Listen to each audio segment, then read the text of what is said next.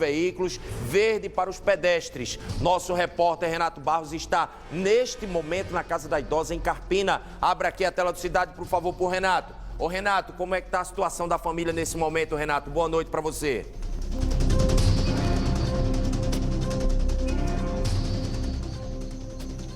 André, boa noite para você, boa noite a todos que acompanham o Cidade Alerta.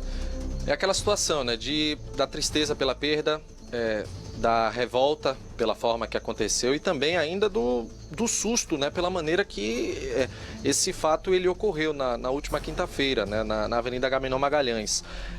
A gente está exatamente aqui no quarto da Ivanice Félix da Silva, ela que tinha 65 anos. Ela dormia exatamente aqui nessa cama. Ali ao fundo, eu estou até pedindo aqui para o Pedro mostrar, estão as sandálias, inclusive, dela, todo o material que ela costumava utilizar. Há alguns anos, André, ela teve um problema e precisou dar início a sessões, né, de hemodiálise. E aí, portanto, toda semana ela frequentava o Hospital Português, que fica ali na Ilha do Leite. E todos acabaram, né, ficando extremamente assustados, né, com a divulgação desse vídeo que mostrou esse atropelamento que aconteceu ali no cruzamento da Agamenon Magalhães com a rua Paissandu, e foi realmente algo assustador. Ela foi arremessada a cerca de 8 metros, infelizmente acabou não resistindo aos ferimentos e morreu. Quem estava junto com ela era essa senhora, que é uma acompanhante, ela não vai ser identificada. Eu vou pedir inclusive para o Pedro deixar a câmera para baixo para não mostrar realmente o rosto dela, para ela explicar um pouco a respeito de como que aconteceu essa situação. A senhora ainda está, a gente pode dizer, naquele susto, assim, não consegue nem recordar direito, né? Verdade, Como é que foi? Olha, vê só, a gente saiu do Real Português, atravessamos ela na cadeirinha de roda dela, atravessamos ao lado do Real Português e daí seguimos sentido a ponte para pegar o ônibus onde ele estava. Só quando a gente olha sempre pela faixa, claro, e olhamos o sinal e ele estava fechado. Então, quando chegamos no meio da faixa, vem aquele carro meu Deus, em alta velocidade. Eu realmente me desesperei. Foi quando ele bateu na menina que estava perto de mim e ela rodopiou. Depois pegou no rapaz, passou por cima do pé do rapaz. Ele inclinou a cadeira para que não fosse nela de cheio e eu me afastei um pouco para trás. E ele pegou meu braço. Quando eu me desesperei, porque a cadeira voou longe. E eu me desesperei, porque sou eu acompanhante dela. Então, ali eu não vi mais nada, não fiquei mais em mim. Corri em direção a ela, me deitei no chão, pronto. E ali foi só prestar o socorro a ela. Me deitei no chão com ela, fiquei prestando socorro a ela. A senhora estava fazendo tudo correto, atravessando na faixa, fazendo tudo nos conformes, e o rapaz acabou ultrapassando o sinal vermelho. Eu só, né? Atravessou o sinal, né? Avançou, ele avançou. E nem sequer ele teve um pouco assim de, como é que eu posso dizer, para parar, para prestar socorro, porque uma vítima estava na cadeira, tá entendendo? Havia saído de um hemodiálise, estava fraca, mas ele não fez isso, ele seguiu adiante, como se nada tivesse acontecido. Muita revolta, né? Muita revolta, isso me dói muito, muito mesmo. A gente, inclusive, tá aqui na casa dela, é uma casa bastante humilde, que foi conquistada com muito suor por parte de dona Ivanice. A gente está no bairro aqui de Carpina, que logicamente a gente não vai revelar qual é o bairro, até para preservar um pouco, né, a questão dos parentes dela que não estão querendo ser identificados, pelo menos por enquanto. E é justamente o sentimento que eu falei, André. Dona Ivanice, ela realizava o tratamento dela com todo o cuidado, tratamento de hemodiálise. Ela estava um pouco mais fragilizada, por isso ela estava tendo que andar de cadeira de rodas, mas a gente estava vendo aqui que ela era uma pessoa ativa, ela tinha o cachorro, ela tinha os gatos dela, que inclusive a gente está vendo que eles estão andando por aqui, só que estão meio que desnorteados, porque estão no aguardo da chegada da dona, que infelizmente, né, isso não vai acontecer. Eu estou aqui com o filho dela, que ele também não vai ser identificado, ele está querendo realmente que a identidade ela seja preservada. E assim, como é que foi no momento que vocês receberam a notícia? Porque além da dor da perda, né, as circunstâncias elas trazem realmente uma indignação muito grande, né? Eu tava em casa, né, no caso, porque tava chovendo muito nessa quinta. Então eu tava tentando ajeitar as questões das goteiras aqui na casa, fazer uma limpeza geral lá em cima e aproveitar enquanto ela saiu para limpar. porque ela não poderia receber essa poeira devido à doença. E então, de repente, daqui a pouco, o rapaz ele liga para mim dizendo que ela tinha sofrido um acidente. O rapaz do ônibus liga para mim dizendo que ela tinha sofrido um acidente, que estava bem, ela estava falando ainda, tudo que ela estava dizendo, que estava com sede e que estava com frio. E quando ele falou isso, eu já senti que aconteceu uma coisa maior, porque titia, ela era diferente, entendeu? Ela não, quando ela dizia uma coisa assim que estava, quando ela falava com calma, é porque tinha alguma coisa muito grave mesmo acontecendo. E então, quando essa notícia chegou do óbito, eu já estava saindo aqui, eu estava lá em cima na praça já para ir. Eu fiquei sem direção nenhuma, porque a gente não tinha tanta condição financeira assim. Então eu peguei uma carona para ir, porque depois que eu descobri do óbito, que ela já tinha vindo a óbito, aí eu saí na pressa, peguei um carro, peguei uma carona com o pastor da minha igreja. Ele já tinha vindo de Recife, ele me deu uma carona até lá para trazer minha sogra, pois ela não ia ficar lá, e eu fui lá para o necrotério, que o corpo já estava lá. E assim, como é que... Você estava chamando ela de tia, até para explicar, ela é a tia biológica dele, mas foi ela quem criou, então ele considera como a mãe, né, a mãe de criação. Como é que fica o sentimento, assim, a revolta é grande e assim, fica aquele sentimento de impunidade por conta do rapaz que estava conduzindo esse carro e ele não está preso? Fica a questão da impunidade, fica, o sentimento de revolta fica, por quê? Porque primeiro, como eu sempre disse, eu não vou mudar a minha palavra, eu o perdoo pelo que ele fez.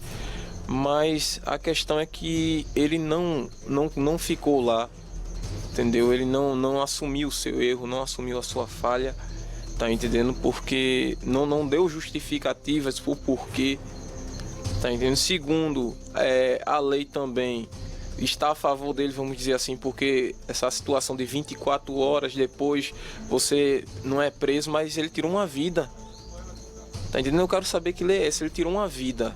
Quero saber onde é que está essa... Que tipo de lei é essa que você tira uma vida, depois de 24 horas você pode comparecer, paga uma fiança e vai-se embora. E fora que ele ainda tem 8 anos, segundo a lei do Detran, eu acho. Porque para tirar minha habilitação eu tive que estudar. E ele ainda tem 8 anos, depois ele pode tirar uma nova carteira de identidade para dirigir e provavelmente matar outra pessoa. Não dá para chamar de acidente, não é? Isso é uma verdade. É complicado, é uma situação complicada, é sem explicação. E eu desejo que a justiça seja feita. Eu desejo que a justiça seja feita, porque poderia haver outra forma melhor se ele tivesse ficado. Mas agora eu quero justiça. Que assim, a forma que aconteceu, né, ultrapassar o sinal vermelho com tanta gente ali atravessando, além da sua mãe e outras pessoas também, foi já uma tragédia grande que ainda poderia ter sido bem maior, não é? Com certeza, porque pelo vídeo que eu vi, ele ainda atingiu uma moça no braço. Ainda ele quase que pega o rapaz que estava levando ela, entendeu? E se ele tivesse freado, feito o famoso cavalo de pau que o povo diz, ele teria capotado, eu não sei, não estava lá vivenciando a velocidade, mas poderia ter capotado, pegado mais gente, tá entendendo? Ou poderia ter desviado, batido em outras pessoas naquela faixa mesmo, pegando outra linha. Ou seja, ele ofereceu todo o risco para qualquer pessoa ali, mas felizmente quem ele acertou foi a minha tia, a minha mãe, né? Minha tia e minha mãe, não tem como explicar, entendeu? É difícil de dizer essa situação, porque, como eu disse, o que eu tinha de chorar eu já chorei muito, agora eu quero justiça. E assim, morava você e ela aqui nessa residência, né? Como é que era a convivência assim de vocês, o dia a dia dela, como que era? Sempre foi um dia a dia de pai e filho, de mãe e filho. Eu tinha todos os tipos de situações que você possa imaginar, porque eu tenho 28 anos de idade. Nesses 28 anos de idade, eu sempre fiquei com ela. Foi saindo da maternidade e indo para os braços dela. Então, quando eu ouvi essa questão, quando ela ficou doente, eu já fiquei com o coração aflito por causa da situação da doença, que era uma hemodiálise que ela fazia, que não é um tratamento fácil. O governo ainda brinca com as pessoas achando que é um tratamento fácil, não oferece a assistência necessária, que eu sofri muito com ela da parte do governo com relação à hemodiálise, ao tratamento. E ainda acontecer isso?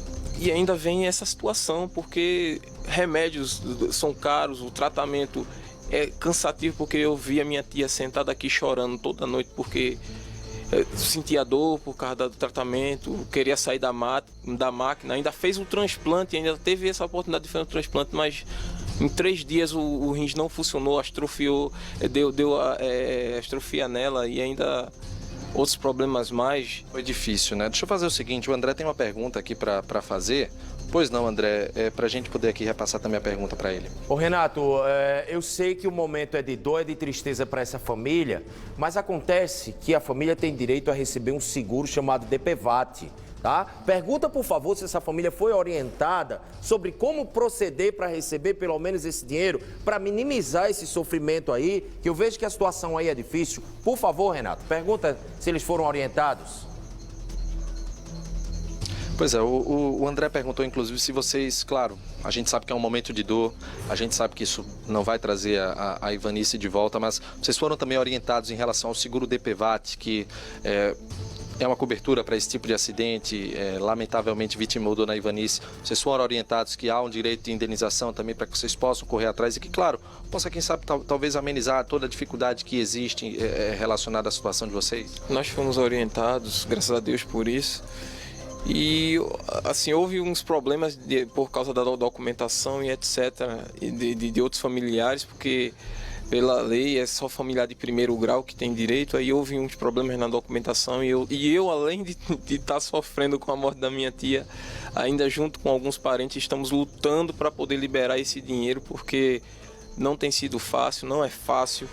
Graças a Deus é a funerária que nos acolheu, até hoje nos acolhe, quero agradecer muito a eles também por causa disso, porque soube compreender o nosso caso, a nossa situação, o nosso sofrimento, viu a nossa humildade, a nossa sinceridade e queria que fosse mais fácil para resolver essa situação para as pessoas, porque está sendo difícil até para resolver isso, para você ver como é que está a situação.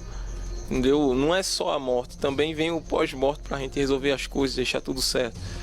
E até nisso a lei não ajuda, até nisso a lei não chega e diz assim, rapaz, morreu aquela mulher, vamos liberar tudo para ela certinho, sem problema nenhum, não precisa de A, de B, só precisa liberar e fazer o funeral e enterrar ela em paz. Mas até nisso eu ainda estou lutando para resolver essa situação, mas eu estou ciente sobre essa questão do DPVAT. Em relação ao... E agora, como é que fica assim, você... morava com ela aqui, como é que fica a partir de agora? Você pensa em sair? Talvez a dor da saudade ela acabe machucando muito porque você tinha convivência aqui. Como é que fica assim daqui pra frente? É muito difícil de dizer isso porque minha tia ela sempre teve o sonho ela sempre dizia pra mim, olha meu filho, quando eu falecer isso daqui é seu. Daqui é seu porque você cuidou de mim, tá cuidando de mim até agora, até a morte você tá cuidando de mim. E eu sempre disse para ela, isso é um papel de um filho. Porque chegavam para mim algumas pessoas e diziam assim, bota ela num asilo, bota ela em clínicas para ficar lá. Diziam milhões de opções para colocar ela, eu disse não. Se for para ela morre nos meus braços. Mas, como diz, a situação reverteu porque... eu pensava que ela ia de uma forma, mas não foi de outra no caso, né? Apesar da morte da Dona Ivanice, talvez você tenha agora talvez um compromisso de lutar pela justiça, né? A quem acabou causando a morte dessa forma, né? Isso é como eu estou falando, sempre falei, tanto para vocês, tanto para os outros, que eu quero a justiça porque...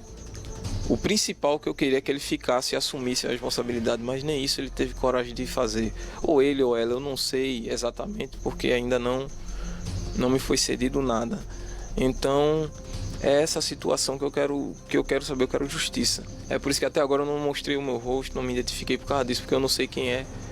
E eu não vou me identificar para não arriscar a minha família. Apesar que eu sou casado, ela tem uma sobrinha neta, tem uma menina que vinha aqui, sorria, ela era a coisa mais feliz do mundo para ela. Quando a menina chegava, ela ficava, era a alegria dela, porque como você vê, era só eu e ela aqui, entendeu? Era só eu e ela 24 horas nesse quadrado.